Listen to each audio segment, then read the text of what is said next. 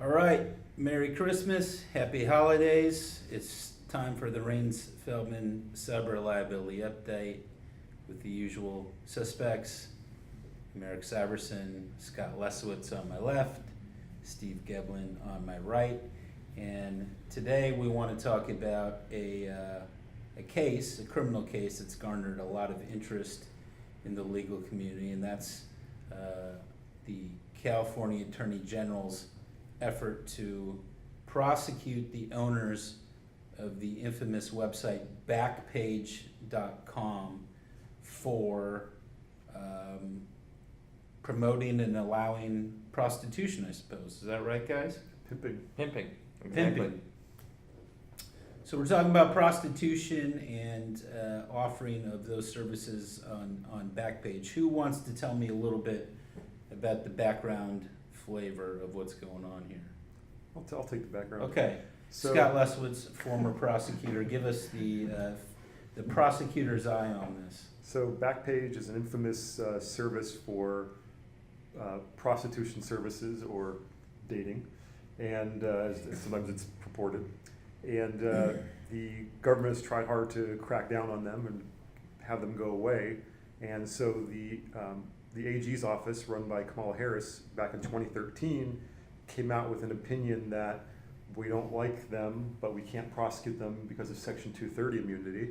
And then, despite that, later on, they prosecuted them, and the court, the California Supreme Court said you can't sue them under, can't prosecute them under Section 230. Okay, so did people actually go to jail? Give me Steve, maybe you can give me a flavor for the procedural posture of this. What happened? So, I think what happened was this is a joint effort between California Attorney General and Texas's Attorney General, not usually politically aligned on anything, but this is one of their areas of overlap.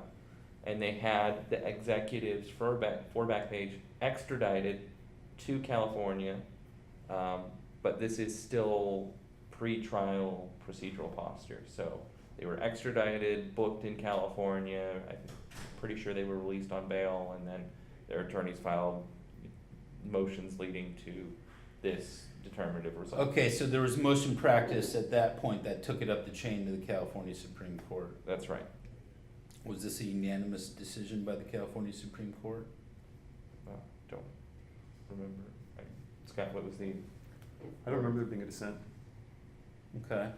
And so the California Supreme Court says what? That essentially Section 230 prevents you from criminally prosecuting the owners of the website? Yeah, they were republishers, and what happened was there was they had built up two sister sites that were republishing the ads, and the court said that doesn't matter. Just because you're having the content redisplayed on other sites doesn't mean that you are the content, the initial content provider. So the court looked at the initial poster of the content on Backpage, is that correct? So it's looking and saying, no, this is clear CDA 230. Your Backpage isn't generating the illegal content, and then so a couple ways. One of the ways that the Attorney General's office and the prosecutors had tried to get around that was saying, well, they're republishing everything on other sites. I see. The court said, no, that's republishing. We're clear that this still doesn't make them the original speaker of the content, the original creator of the content. Is that what changed, guys, do we know, is that what changed the California AG's initial assessment? Scott, you told us initially their assessment was we can't prosecute them. Was this, were these sister sites the impetus for the renewed prosecution effort? They said, aha, we've got an argument here? It seems like it was, and it's fortunately it didn't really change things materially for them, and it turns out their opinion was right in 2013. And one of the other ways that they tried to get around CDA 230 was by saying that they had done an investigative operation and apparently submitted some ads where Backpage went in and sanitized the ads to make them less illegal by changing things from supposedly changing things from saying offering sex for money to looking for dating, and that part of that was happening in the transition from one website to another. The court said, hey, that's exactly the kind of good faith cleaning and sanitizing that the Communications Decency Act was created to encourage. So we're not, you can't turn that around and say, make that the basis for.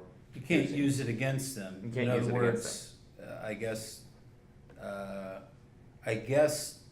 one way to look at it is that Backpage and or the sister sites were trying to be good citizens and prevent blatantly illegal conduct, and that's what it sounds like to me. Someone might, and let's just say this so we make sure we understand the way Backpage actually works, is that it's user-generated content, correct? In Right. other words, somebody wants to post an ad for prostitution, apparently. They do it themselves. Right. Much like a lot of the other user-generated content sites that we talk about, a lot of the mainstream sites, Twitter and Facebook and whatnot. So, okay, so what's the takeaway here? You know, we've talked this year, we've had some episodes where we've talked about CDA 230, and I think largely this year there have been a lot of cases that have knocked 230 down a peg. Is this a case that strengthens it, and why? What do you guys think? Yeah, I mean, it does. I mean, you look at the Airbnb case that, I mean, there you have Airbnb being more involved directly with the financial parts of it, but there you have a site that's, commercial site that's making money, and it's not Airbnb that's saying, oh, look, we have these hotel rooms, they belong to us, come buy the hotel rooms. These are people post user-generated content, and yet, at least right now at low levels, they've lost.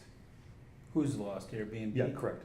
So that brings up a good point. So in a number of cities, there are a number of cities suing Airbnb, essentially saying you're helping folks run illegal hotels and avoid paying taxes and things like that. Including correct? Santa Ana. And we talked about that before, linking it back up to a previous case. So Scott, you're saying that this could bolster Airbnb because their 230 defenses have failed so far. Yeah, and you have the California Supreme Court weighing in, and it's a persuasive, even for the, obviously it's binding in the state courts, and even for the federal courts, it'll be a very persuasive authority.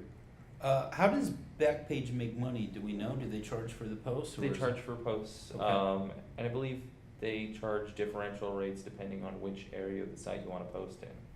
So they're not just for these kinds of ads, but they do all sorts of different classified ads. I believe these ones are probably the ones where they charge the highest for a post. So that's part of their business model, or my understanding from reading about it so far. Does that factor into the analysis at all for the California Supreme Court? It doesn't. It's the California Supreme Court said this. Hey, it's traditional. All the things that they're doing with any of this content are traditional publishing roles.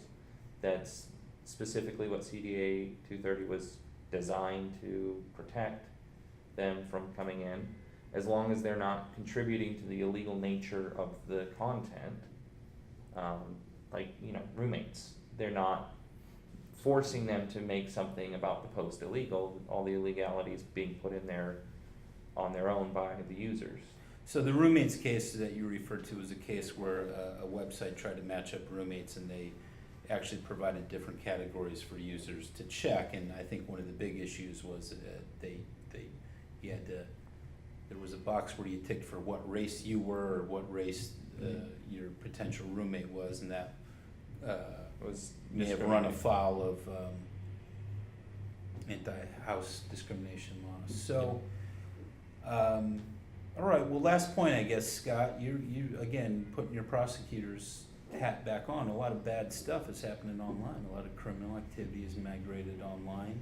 I suppose one take on this is it's a blow to prosecutors. If I'm a criminal, as long as I can find out.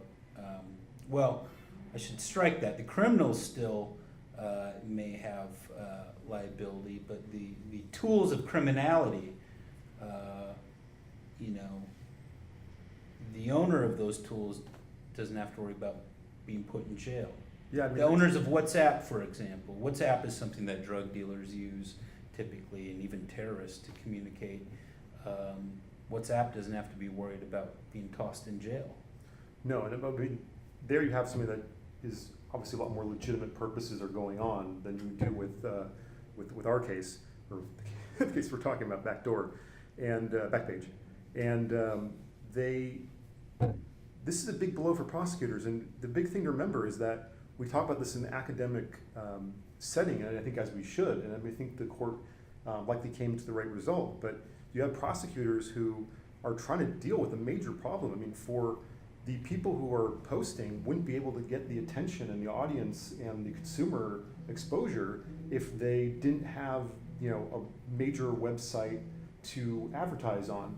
And you know, a lot of bad things are happening. This isn't, you have child exploitation issues, trafficking issues, and you know, it's like burglary tool statutes. It's easier to go after the tools of the trade sometimes than it is to hit every single John.